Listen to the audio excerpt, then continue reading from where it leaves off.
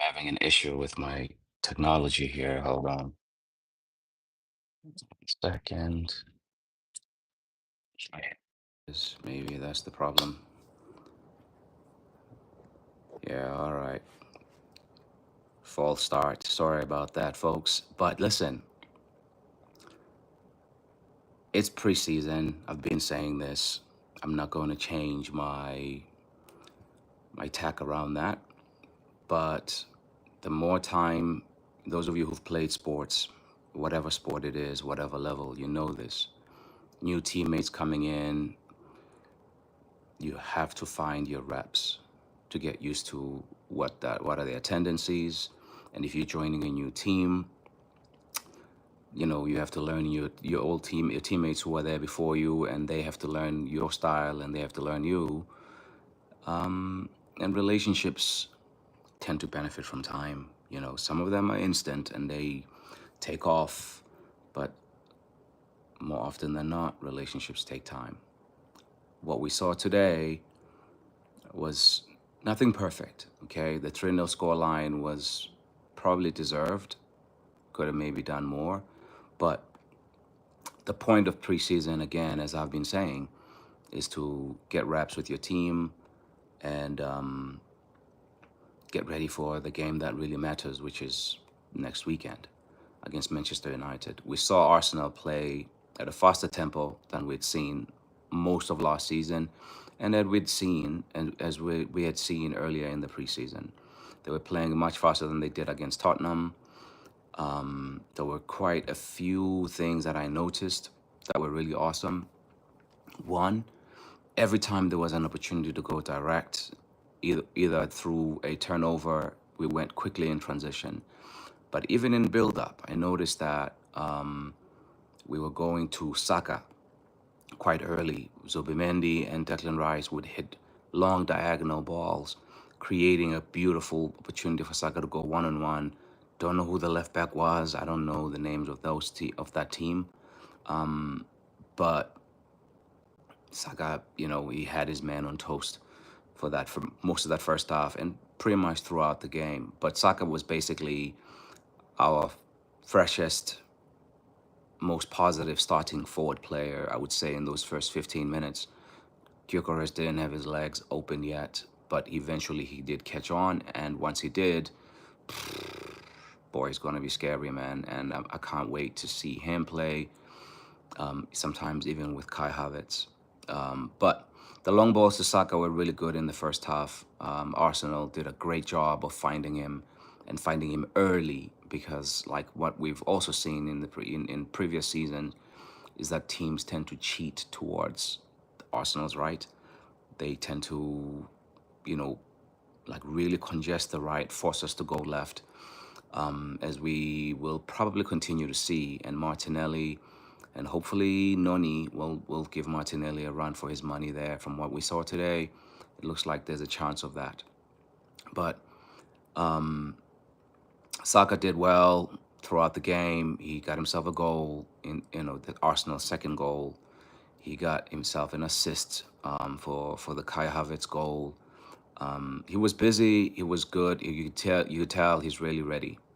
Saka is ready. He played the whole 90, goal and an assist. But his overall build-up play is exactly as the Saka we know. Unfortunately, we lost him for 4 to 5 months last season to injury, and even when he did come back,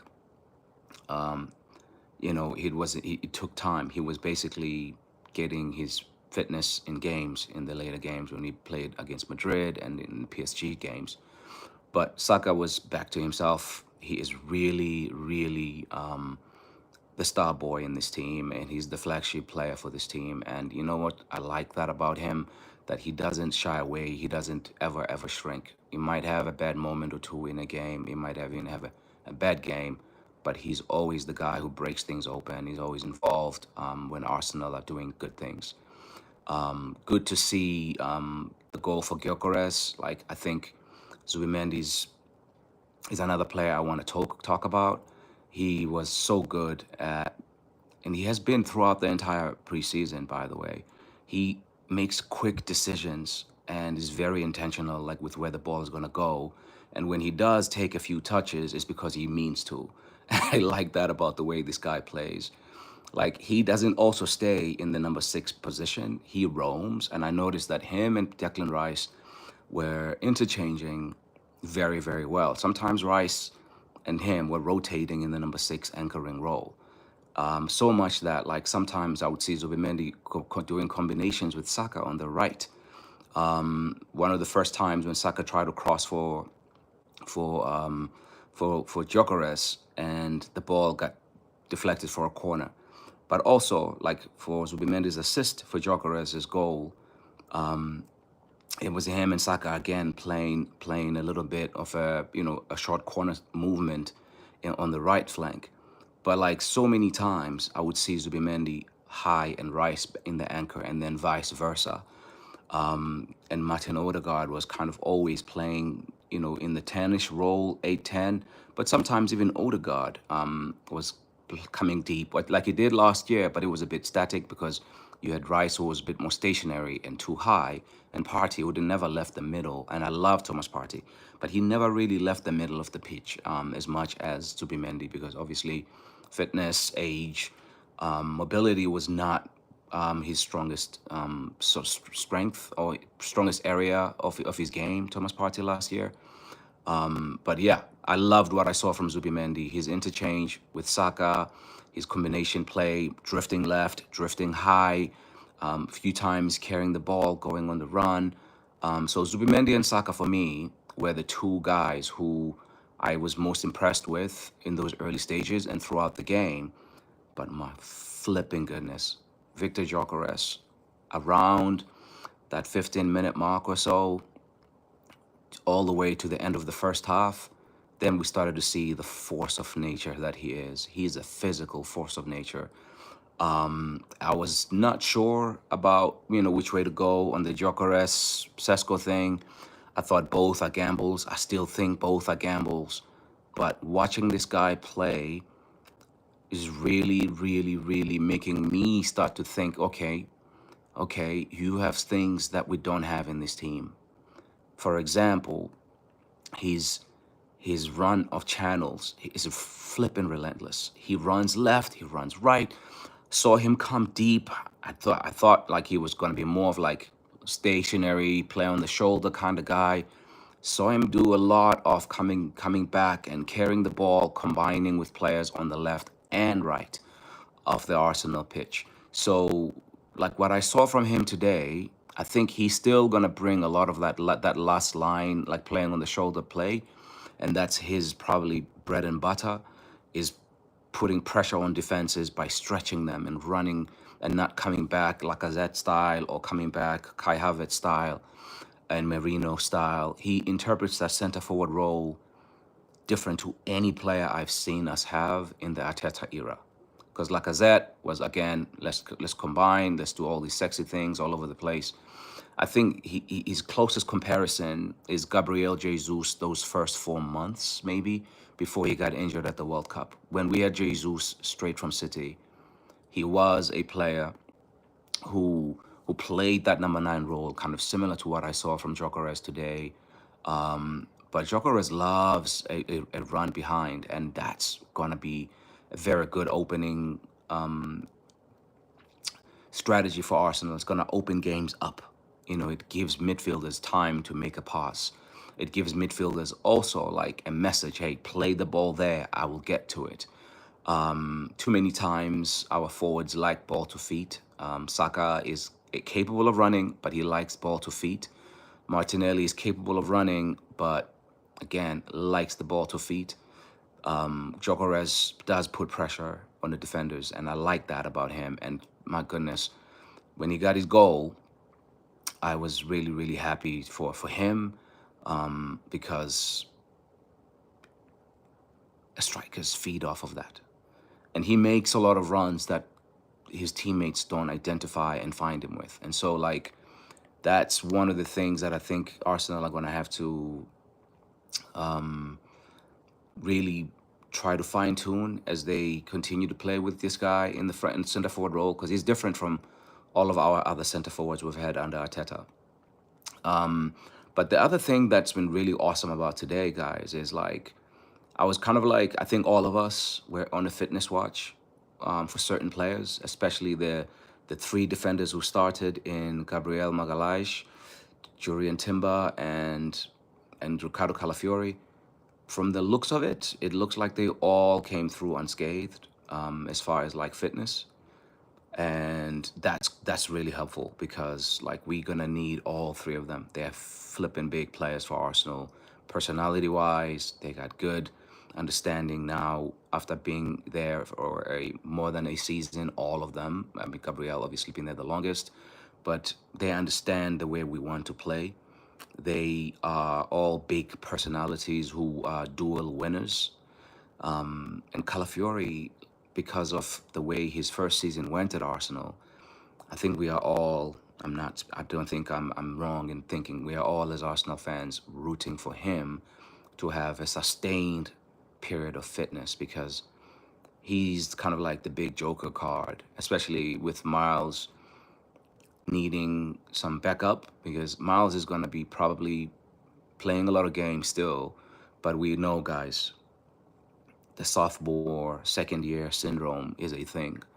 You know, we've seen players have a breakthrough season and then struggle to repeat that. I don't think Miles is going to struggle necessarily to repeat that, but I think there's a lot more tape on him, which means teams are studying him. He may have a harder time doing some of the things he was able to do and get away with last year. And I hope when that starts to happen, that as a fan base, we don't turn on him because I think he's a kid who's still learning the game. At 18, he has a lot of learning to do. I don't know many, if any, 18-year-olds who don't have anything to learn. And so, like, I think Calafiori's fitness and Timber's fitness is going to be helpful. And I'm glad that I saw Arteta do the Timber to left back thing before Timber came off at 60 minutes. Because that's another thing I think over the course of last year, because of fitness issues, Timber had to play all of his minutes at right back. He is an option at left back. And I do hope that this year, as much as Miles should get a lot of minutes, things are going to get hard. And I hope that when things get hard, that we will be able to support him by playing someone else every once in a while in that position. In midfield, we're looking good. I think Declan Rice just needs to get his legs under him. Martin Odegaard is starting to look like Martin Odegaard again. Another signing that I want to talk about, I like actually two new signings that impressed me today, but the other one impressed me more before as well. I think Christian Mosquera is ready to play. He's ready. I don't think, obviously, he's good enough to, you know, replace or take over in the starting role from Gabriel or from Saliba. Like, I don't think if both of those guys are fit and fresh, they play.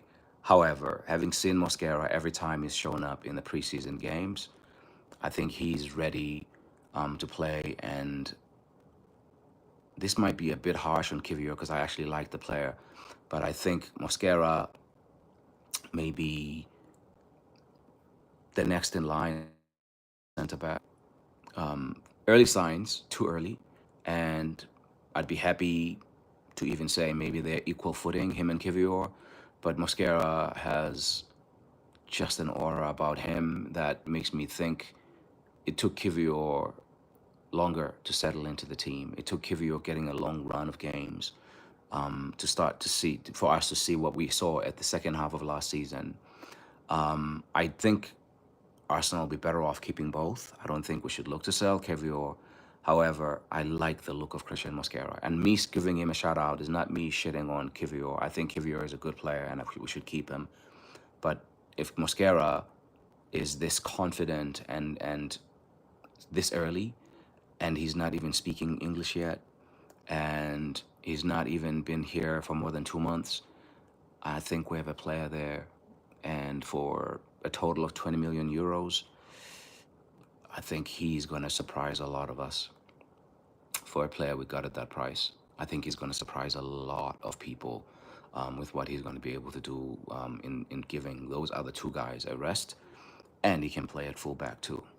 I'd rather not see him a lot in fullback, but I think at center back, he's going to have a lot to say in terms of giving Saliba and Gabriel breaks, and he can play on both sides, so that's perfect. The other one I want to give a shout out to, just a mention, is Noni Madueke. I didn't watch, I must confess, I didn't watch a lot of Noni at Chelsea. I did hear a lot of complaints about him being a petulant little like guy, you know, like wanting to do too much solo stuff. What I liked about him today, he played the passes early when they were on. He played Gyökeres through, and Gyökeres ran into his defender. He did a nice little flick foot with Miles. The good combination with Miles, with him and Miles, happened a few times in that second half. I also saw him do a little give and go a few times in the middle of that second half with different teammates. He was combining very well and letting the ball go and then getting it back. I liked seeing him on his natural foot. I know he played a lot more of his football at PSV and at Chelsea on the right, but it was really good to see him play on his natural foot, because he gives us almost like the same thing that Ben White gives us on the right, especially considering how Arsenal left backs tend to play on the interior. So it was really good to see him like give us width and not look to be a shoot first guy. I know at Chelsea he was known to be very trigger happy and try to look for his shot first. But from what I saw today, saw very little of him in the previous game, but like what I saw today was a guy who's willing to give it and get it back. He was willing we know he's willing to run at a defender. We know he's capable of running at a defender. So between him and Mosquera, I think we have two players who are going to be very helpful to have on the squad.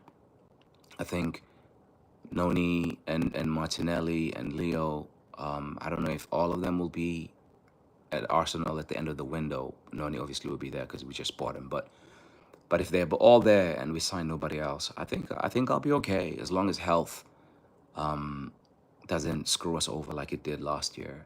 I think Arsenal have given themselves a lot of really good level players who are not going to drop the level if people are being rotated in and out. And I think in Gyökeres we might have found a guy so hungry that he is going to run himself to the ground. And the fact that him and Havertz can be fit for, a stretch of, because Havertz, I mean, obviously, knock on wood, Havertz is a really good player in terms of like availability, and when he's fresh, he runs and bullies defenders. So if we can have both of them fit, and even at times have them playing together, that's going to be a mouth-watering watch. To see both of those guys, two top athletes in their prime age era of their careers, playing. I don't think they will play as twin strikers because Arteta doesn't do that a lot. But I would love to see like maybe in a 4-2-3-1 with Havertz playing behind him sometimes, because both of them are powerful, relentless runners, and to have that is something that I don't think we've had for a while actually at Arsenal. Martinelli is a runner, but he's usually outside and isolated. And to have him also be competing with Noni and maybe even Leo for his place in the starting front five positions, we have now competition that like we haven't had for a very, very long time in an Arsenal squad. Liverpool are going to do what they're going to do. They're the champs. They have the money. They sell well. I am not going to jump the gun and try to do comparison for transfer windows. I like what Arsenal have done compared to the fact that, we haven't even sold anyone yet. If we're able to get some sales through, maybe we can get one more. But if we don't, then, we go with what we have, and we do have quite a lot. I'm really, really enthusiastic about the season. I think this new season is going to bring a lot of good moments for us Arsenal fans. I think the fact that we have a deeper squad is going to help, because it's going to keep our top players fresher for longer. And I also like that Like the players we're losing are not the first, players in the team when everyone is fit. Everyone we want to keep is still there, and yes, it would be nice to see a contract extension for Saliba and Saka, but the work is still being done. We're not, the transfer market is not closed yet, but yeah, man, I'm really enthusiastic about our chances, to win a few things or two, a thing or two. I don't know if we'll win the league, but I think we're going to be, whoever's going to win it is going to have to go through us for sure. Otherwise, I'm done with this one. It went a little bit longer than I thought, but like I'm so excited after seeing what I've seen over this preseason. The results are the results. I don't care about results in preseason, even today, even though we won. I wanted to see what tactical tweaks are we going to do. And I think I like the midfield rotations that I'm seeing between Rice, Odegaard, and Zubimendi. I like that Zubimendi is not stationary or static in the way he plays the number 6 role. He interprets it in a very unique way. I like that we have a bit more depth in the front 6 positions, and we have about 8 defenders, and I haven't even counted Zinchenko. So we have a lot of players.